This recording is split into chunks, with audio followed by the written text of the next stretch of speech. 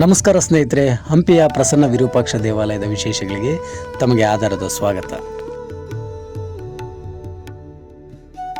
ರಾಜಪ್ರಾಂಗಣದ ಪಕ್ಕದಲ್ಲಿ ಇರತಕ್ಕಂಥ ಈ ಶಿವನ ದೇವಾಲಯವನ್ನು 14ನೇ ಶತಮಾನದಲ್ಲಿ ವಿಜಯನಗರದ ಪ್ರಥಮ ರಾಜವಂಶವಾದಂತಹ ಸಂಗಮ ವಂಶದ ದೊರೆಗಳು ನಿರ್ಮಾಣ ಮಾಡಿರುತ್ತಾರೆ.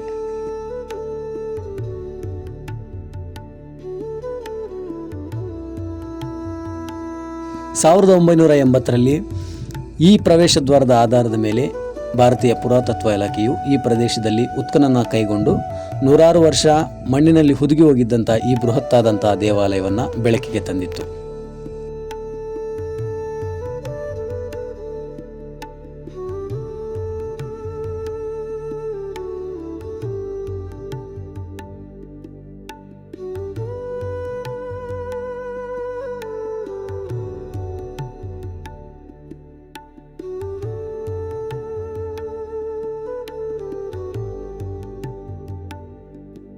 ನಾವೀಗ ನೋಡ್ತಾ ಇರ್ತಕ್ಕಂಥದ್ದು ದೇವಾಲಯದ ಮಹಾರಂಗ ಮಂಟಪ.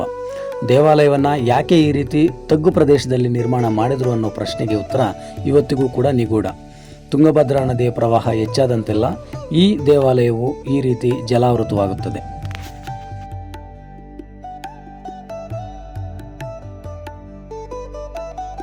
ಆಲಯದ ಅಂತರಾಳ ಮಂಟಪದಲ್ಲಿ ಶಿವನ ವಾಹನವಾದಂತಹ ನಂದೀಶ್ವರನ ವಿಗ್ರಹವನ್ನು ನಾವು ಕಾಣಬಹುದಾಗಿದ್ದು, ಗರ್ಭಗೃಹವು ಸಂಪೂರ್ಣ ಕತ್ತಲೆಯಿಂದ ತುಂಬಿರುವುದರಿಂದ ಅಲ್ಲಿಗೆ ಹೋಗೋದಕ್ಕೆ ಸಾಧ್ಯವಾಗಲಿಲ್ಲ.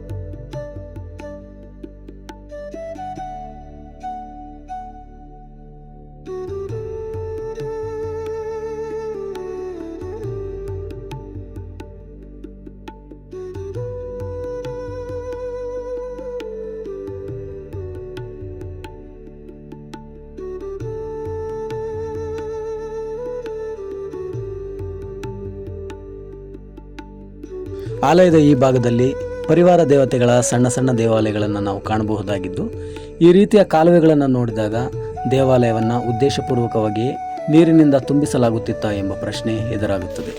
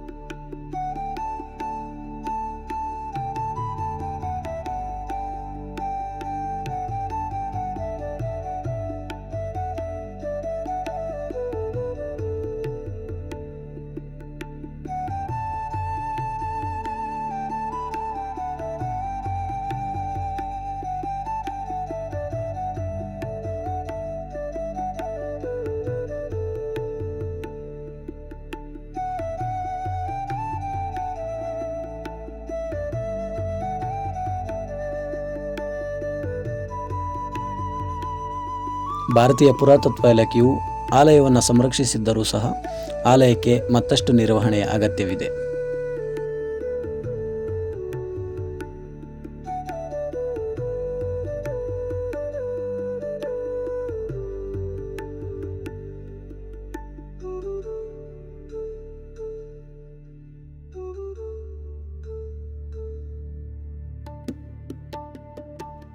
ಈ ಮಂಟಪದ ಕಂಬಗಳ ಮೇಲ್ಮೆಯನ್ನು ಗಾರೆಯಿಂದ ನಯಗೊಳಿಸಲಾಗಿದ್ದು, ಇವುಗಳ ಮೇಲೆ ಬಹುಶಃ ವರ್ಣಚಿತ್ರಗಳನ್ನು ಬಿಡಿಸುವ ಉದ್ದೇಶ ಇದ್ದಿರಬಹುದು.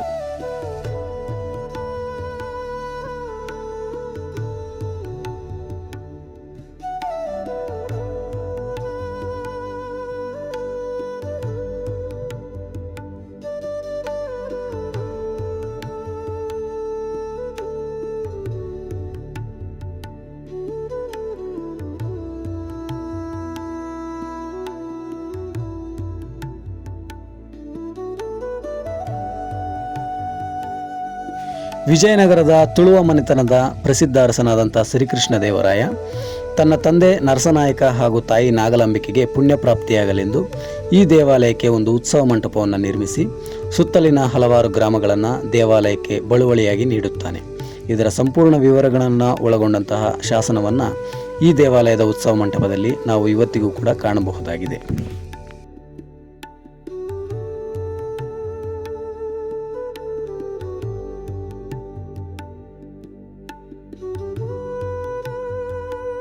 ಆಲಯ ಪ್ರವೇಶ ದ್ವಾರವು ಒಂದು ಅಪೂರ್ಣವಾದಂಥ ನಿರ್ಮಾಣವಾಗಿದ್ದು ಕೆತ್ತನೆಗಳ ಕೆಲಸಗಳು ಕೂಡ ಹಾಗೆಯೇ ಅರ್ಧಕ್ಕೆ ನಿಂತಿರ್ತಕ್ಕಂಥದ್ದನ್ನು ನಾವು ನೋಡಬಹುದಾಗಿದೆ.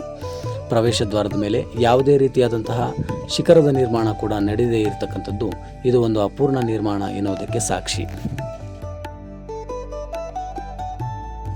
ಆಲಯವು ಹಲವಾರು ಆಡಳಿತಗಾರರ ಅವಧಿಯಲ್ಲಿ ಕಾಲಕಾಲಕ್ಕೆ ವಿಸ್ತರಣೆಗೆ ಒಳಗಾಗಿದ್ದು ಇಲ್ಲಿ ಅದಾಗಲೇ ಪ್ರತಿಷ್ಠಾಪಿಸಲ್ಪಟ್ಟಂತಹ ಧ್ವಜಸ್ತಂಭವನ್ನು ಸ್ಥಳಾಂತರ ಮಾಡದೆ ಮಹಾಮಂಟಪವನ್ನು ನಿರ್ಮಿಸಿರ್ತಕ್ಕಂಥದ್ದನ್ನು ನೀವಿಲ್ಲಿ ನೋಡ್ತಾ ಇದ್ದೀರಾ.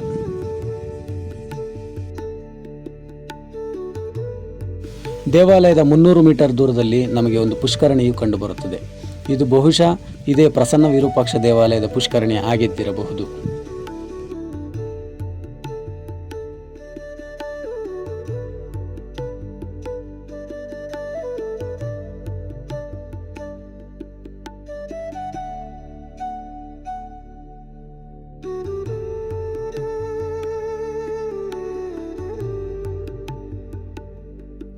ಇದಾಗಿತ್ತು ಸ್ನೇಹಿತರೆ ಇವತ್ತಿನ ವಿಶೇಷ. ನನ್ನ ಈ ಪುಟ್ಟ ಪ್ರಯತ್ನ ನಿಮಗೆ ಇಷ್ಟವಾಗಿದೆ ಅಂತ ಭಾವಿಸಿದ್ದೀನಿ. ಮುಂದೆ ಮತ್ತೊಂದು ವಿಶೇಷದೊಂದಿಗೆ ಮತ್ತೆ ಭೇಟಿಯಾಗ್ತೀನಿ. ಅಲ್ಲಿವರೆಗೂ ನಮಸ್ಕಾರ, ಶುಭ ದಿನ.